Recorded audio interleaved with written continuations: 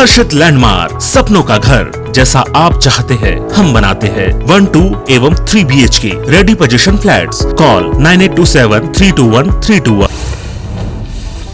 दिल्ली में कल बीजेपी की राष्ट्रीय कार्यकारिणी की बैठक होगी, जिसमें 5 राज्यों में अगले साल होने वाले विधानसभा चुनाव और सामयिक मुद्दों पर चर्चा होगी। सूत्रों के मुताबिक इस बैठक में पीएम मोदी भी शामिल होंगे। बीजेपी की राष्ट्रीय कार्य समिति की बैठक में मध्य प्रदेश के सीएम शिवराज सिंह चौहान, प्रदेश अध्यक्ष VD शर्मा समेत 11 भोपाल से वर्चुअली शामिल होंगे, जबकि सिंधिया, नरेंद्र सिंह तोमर समेत 10 बड़े नेता दिल्ली से फिजिकली जुड़ेंगे। इस बैठक में छत्तीसगढ़ से भी कई नेता शामिल होंगे। भाजपा के प्रदेश अध्यक्ष विष्णुदेव साय ने बताया कि इसमें उनके साथ नेता प्रतिपक्ष धर्मलाल कौशिक, प्रदेश महामंत्री संगठन पवन साय, राज्यसभा सांसद सरोज पांडे सहित सभी राष्ट्रीय पदाधिकारी प्रदेश भाजपा कार्यालय से वर्चुअली जुड़ेंगे। कांग्रेस के पूर्व अध्यक्ष राहुल गांधी ने रसोई गैस की कीमतों में बढ़ोतरी के मुद्दे को लेकर प्रधानमंत्री नरेंद्र मोदी पर निशाना साधा है। उन्होंने आरोप लगाया कि पीएम मोदी के विकास की गाड़ी रिवर्स गियर में और ब्रेक भी फेल हो गया है। खबर का हवाला देते हुए राहुल गांधी ने कहा कि एलपीजी के दाम बढ़ने से लाखों परिवार चूल्हा फूंकने को मजबूर है। सपा प्रमुख अखिलेश यादव ने योगी सरकार पर हमला बोला है। अखिलेश यादव ने कहा कि इतनी खराब कानून व्यवस्था कभी उत्तर प्रदेश में नहीं रही जितनी आज है। बेटियों बहनों के साथ घटनाएं हो रही है, पुलिस के माध्यम से भी उत्पीड़न हो रहा है, पुलिस के सामने कोई सुनवाई नहीं है। हिरासत में सबसे ज्यादा मौतें भी उत्तर प्रदेश में ही हुई हैं। दिल्ली मुख्यमंत्री अरविंद केजरीवाल ने प्रधानमंत्री नरेंद्र मोदी को पत्र लिखकर केंद्र की मुफ्त राशन योजना को 6 महीने के लिए बढ़ाने का अनुरोध किया है। वहीं दिल्ली सरकार ने आज अपनी मुफ्त राशन योजना को 6 महीने के लिए बढ़ाने की घोषणा की है। पंजाब की राजधानी चंडीगढ़ में शिरोमणि अकाली दल के कार्यकर्ताओं ने केंद्र सरकार के खिलाफ मोर्चा खोल दिया है। आज अकाली दल के कार्यकर्ताओं ने सीएम हाउस के बाहर प्रदर्शन किया और वैट टैक्स को कम करने की मांग की। महाराष्ट्र के पूर्व गृह मंत्री अनिल देशमुख को मुंबई के हॉलिडे कोर्ट ने 14 दिन की न्यायिक हिरासत में भेज दिया है। ईडी ने कोर्ट से अनिल देशमुख की 9 दिनों की कस्टडी मांगी थी, लेकिन कोर्ट ने इंकार कर दिया और न्यायिक हिरासत में भेजने का फैसला लिया। बता दें कि अनिल देशमुख को मनी लॉन्ड्रिंग केस में ईडी ने गिरफ्तार किया था। बिहार में कथित तौर पर जहरीली शराब पीने से अब तक 36 लोगों की मौत हो चुकी है, जबकि कई लोग अभी भी अस्पताल में मौत से जंग लड़ रहे हैं। वहीं कई लोगों की आंखों की रोशनी भी चली गई है। महाराष्ट्र के अहमदनगर सिविल अस्पताल में आग लगने से अब तक 11 लोगों की मौत हो चुकी है, जबकि 6 से ज्यादा मरीज झुलस गए हैं। आग लगने के सही कारणों का पता नहीं चल पाया है। महाराष्ट्र सरकार ने मृतकों के परिजनों को 5 लाख रुपए की सहायता राशि देने की घोषणा की है। हादसे के बाद सीएम उद्धव ठाकरे ने जांच के आदेश दिए हैं और रिपोर्ट सबमिट करने को कहा है, जिसके बाद जांच के लिए कमेटी बनाई गई है, जो जल्द ही जांच कर अपनी रिपोर्ट सरकार को सौंपेगी। वहीं महाराष्ट्र के अहमदनगर की आग की घटना को लेकर प्रधानमंत्री नरेंद्र मोदी और अमित शाह ने दुख जताया है और पीड़ित परिवारों के प्रति संवेदना व्यक्त की है। गुजरात के गांधीनगर में एक केमिकल फैक्ट्री के टैंक की सफाई के दौरान 5 मजदूरों की मौत हो गई। ये घटना कलूल इलाके के खटराज गांव की बताई जा रही है। ऐसे बताया जा रहा है कि मजदूरों के पास पर्याप्त सुरक्षा उपकरण नहीं थे, जिससे यह हादसा हुआ। उत्तराखंड में केदारनाथ और यमुनोत्री धाम के कपाट आज से बंद हो गए हैं। सुबह 8:30 बजे देवस्थानम बोर्ड के अपर कार्य अधिकारी की मौजूदगी में केदारनाथ धाम के कपाट बंद किए गए। हिंद महासागर क्षेत्र में आतंकी और दूसरे गैर पारंपरिक खतरों से निपटने के लिए भारतीय नौसेना कल से 3 दिवसीय गोवा मैरीटाइम कॉन्क्लेव का आयोजन कर रहा है। इस अंतर्राष्ट्रीय सम्मेलन में इंडियन ओशियन रीजन के 12 देशों के नौसेना प्रमुख भी हिस्सा लेंगे। भारत 10 नवंबर को अफगानिस्तान पर दिल्ली में राष्ट्रीय सुरक्षा सलाहकार स्तर के क्षेत्रीय सम्मेलन की मेजबानी करेगा। इस बैठक की अगुवाई NSA अजीत डोभाल करेंगे। अफ्रीकी देश सिएरा लियोन की राजधानी फ्रीटाउन में तेल टैंकर और ट्रक की टक्कर के बाद जोरदार धमाका हुआ, जिससे आग आसपास के करीब 500 मीटर के दायरे में तेजी से फैल गई। इस हादसे में अब तक 90 से ज्यादा लोगों की मौत हो चुकी है। वहीं 100 से ज्यादा लोग अस्पताल में जिंदगी और मौत के बीच जूझ रहे हैं। मध्य प्रदेश में 15 नवंबर को जनजातीय गौरव दिवस मनाया जाएगा। राजधानी भोपाल में आयोजित इस कार्यक्रम में प्रधानमंत्री नरेंद्र मोदी भी शामिल होंगे। पीएम मोदी के प्रस्तावित दौरे को लेकर तैयारियां शुरू कर दी गई है। मुख्यमंत्री शिवराज सिंह चौहान सीएम हाउस में 8 नवंबर को सभी मंत्रियों की बैठक लेंगे। मध्य प्रदेश के पूर्व मुख्यमंत्री कमलनाथ ने आज दिल्ली में सोनिया गांधी से मुलाकात की और उपचुनाव में हुई हार की रिपोर्ट दी। साथ ही कमलनाथ ने MP में कांग्रेस के कामकाज की रिपोर्ट भी सौंपी।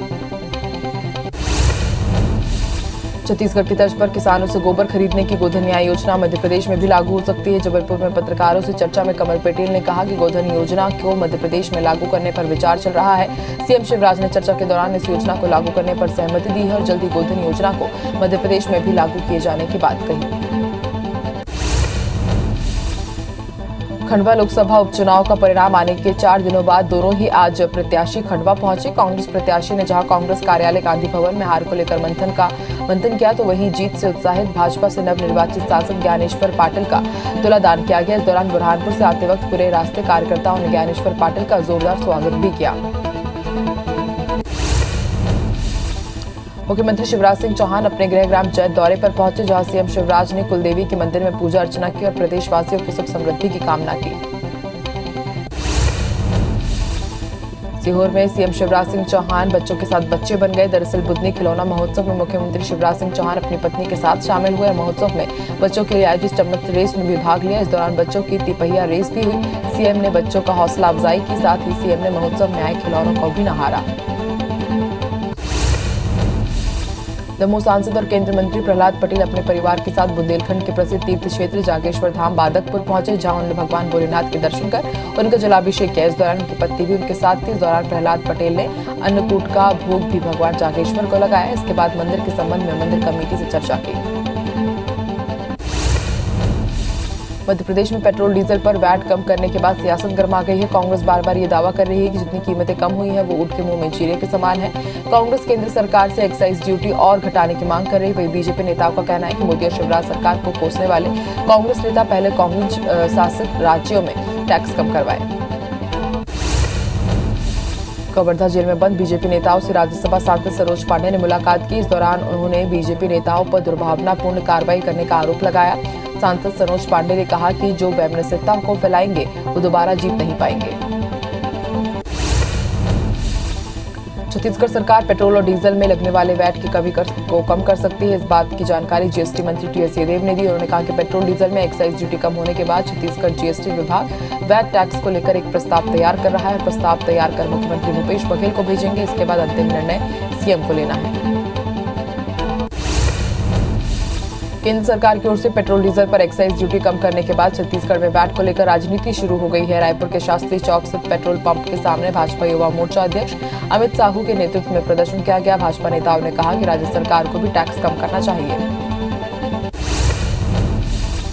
वहीं छत्तीसगढ़ पेट्रोल डीजल एसोसिएशन ने भी वैट कम करने की मांग की। एसोसिएशन का कहना है कि पड़ोसी राज्य मध्य प्रदेश और उत्तर प्रदेश में वैट कम होने के चलते डीजल की कीमत छत्तीसगढ़ की तुलना में 3 से 5 रुपए प्रति लीटर सस्ता हो चुका है और राज्यों में डीजल सस्ता होने से ट्रांसपोर्ट और वहीं से डीजल भराने लगेंगे और इसका सीधा असर प्रदेश की डीजल बिक्री में होगा। बलरामपुर में छठ पर्व की तैयारियां शुरू हो चुकी है। राजपुर की गेयूर नदी में छठ पर्व का आयोजन किया जाता है, लेकिन आज तक यहां छठ घाट नहीं बन पाया। वहीं संसदीय सचिव चिंतामणि महाराज ने मौके पर जाकर मुआयना किया। बलरामपुर के रामानुजगंज में लरंगसाय महाविद्यालय के प्राचार्य के खिलाफ प्रदर्शन कर रहे स्टूडेंट्स 2 गुट में बंट गए हैं। छात्रों का एक गुट महाविद्यालय के प्राचार्य के समर्थन में उतर आया है। छात्रों ने समर्थन रैली निकालकर प्राचार्य आरबी सोनवानी को आदर्श शिक्षक बताया है।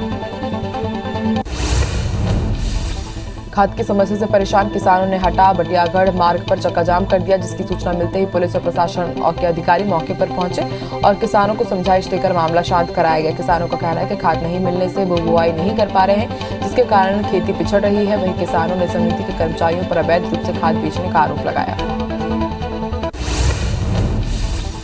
एक ही जगह पर 3 साल से ज्यादा समय तक जमे इंस्पेक्टर से लेकर सिपाही तक हटाए जाएंगे। पुलिस मुख्यालय ने ऐसे सभी पुलिसकर्मियों को चिन्हित कर उनके तबादला करने का आदेश जारी कर दिया। डीजीपी विवेक जौहरी के अनुमोदन के बाद पुलिस मुख्यालय ने सभी जिले के एसपी और कमांडेंट को इससे जुड़ा पत्र लिखा है। आगामी नगरीय निकाय और पंचायत चुनाव को लेकर ये कसावट की जा रही है।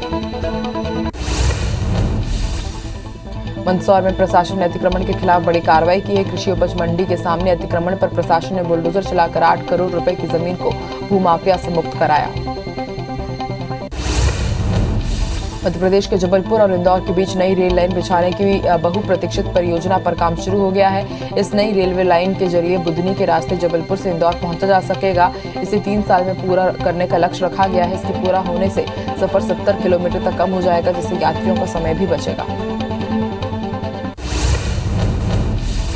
जबलपुर में जुआ खेलने के दौरान जुआरियों के बीच जमकर विवाद हुआ। इस दौरान एक युवक की चाकू मारकर हत्या कर दी गई। वारदात के बाद आरोपी अरुण नाम का युवक मौके से फरार हो गया, जिसकी पुलिस तलाश कर रही है। हटा के गंज बरखेड़ा गांव में दो पक्षों में खूनी संघर्ष हो गया। इस दौरान महिला सरपंच और उसकी बहू की हत्या कर दी गई। हमले में मृतका के पति और पुत्र भी घायल हुए। घटना के पीछे पारिवारिक विवाद बताया जा रहा है। फिलहाल पुलिस मामले की जांच में जुटी है। जशपुर जिले के पत्थलगांव में जमीनी विवाद के चलते भतीजे ने अपने ही चाचा की हत्या कर दी। घटना की सूचना मिलने पर पुलिस की टीम मौके पर पहुंची। आरोपी को गिरफ्तार किया गया। घटना सन्ना थाना इलाके की है। सिमगा में पुरानी रंजिश को लेकर दो पक्षों में विवाद इतना बढ़ गया कि एक पक्ष ने चाकू गोदकर दो लोगों की हत्या कर दी। इस घटना में पुलिस ने 3 आरोपियों को गिरफ्तार किया है। रीवा के विंध्य विहार कॉलोनी में शराब पीते समय दो भाइयों के बीच किसी बात को लेकर विवाद हो गया, जिससे बड़े भाई ने छोटे भाई की चाकू मारकर हत्या कर दी और फरार हो गया। पुलिस ने आरोपी के खिलाफ केस दर्ज कर उसकी तलाश शुरू कर दी है। ग्वालियर में एक फाइनेंस कर्मचारी के शव को पोस्टमार्टम रिपोर्ट में चौंकाने वाला खुलासा हुआ है। पुलिस जिससे हादसा मान रही थी वो हत्या निकली। पोस्टमार्टम रिपोर्ट में उसकी गला दबाकर हत्या करने की बात सामने आई है, जिससे अब पुलिस ने हत्या का मामला दर्ज कर जांच शुरू कर दी है।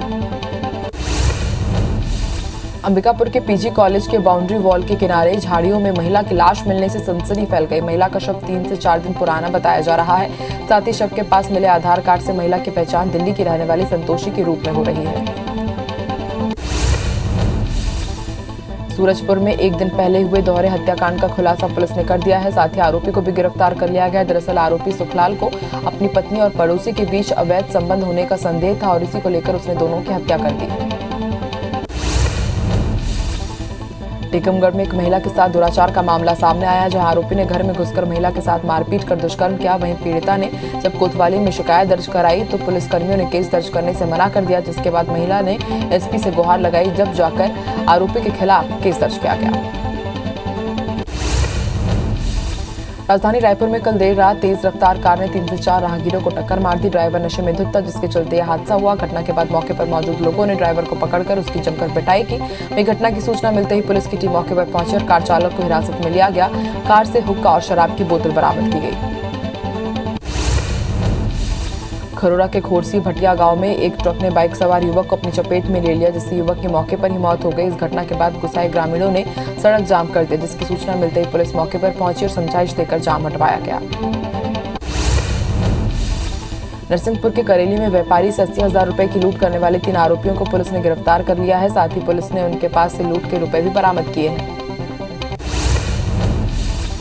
कांकेर में कल एक शख्स पर चाकू से हमला करने वाले आरोपियों को पुलिस ने गिरफ्तार कर लिया है और जुलूस निकालकर उन्हें कोर्ट में पेश किया गया। दरअसल कल विवाद के दौरान बीच बचाव करने आए शख्स पर आरोपियों ने चाकू से हमला कर दिया था और फरार हो गए थे।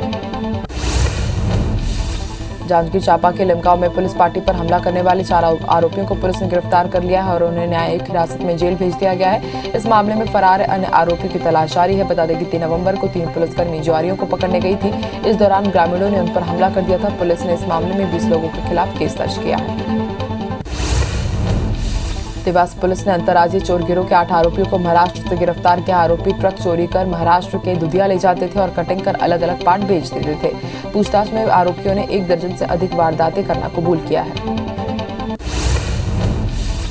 गोबरा नवापारा पुलिस ने कठिया गांव में दबिश देकर जुआ खेल रहे 3 लोगों को गिरफ्तार किया है। साथ ही उनके पास से 10,700 रुपए नकदी और ताशपत्ती को भी बरामद किया गया है। पुलिस को मुखबिर से इस बारे में सूचना मिली थी।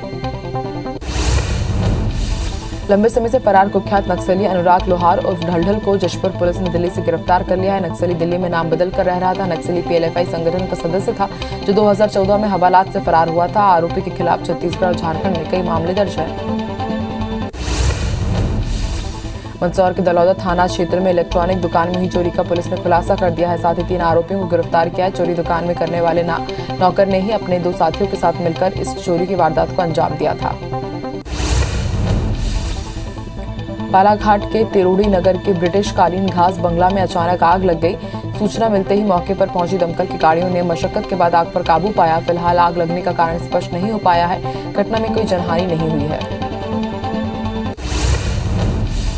दीपालपुर में प्रशासन की सख्ती के बाद भी हिंगोट युद्ध खेला गया। दरअसल गौतमपुरा में दिवाली के दूसरे दिन हिंगोट खेलने की परंपरा है।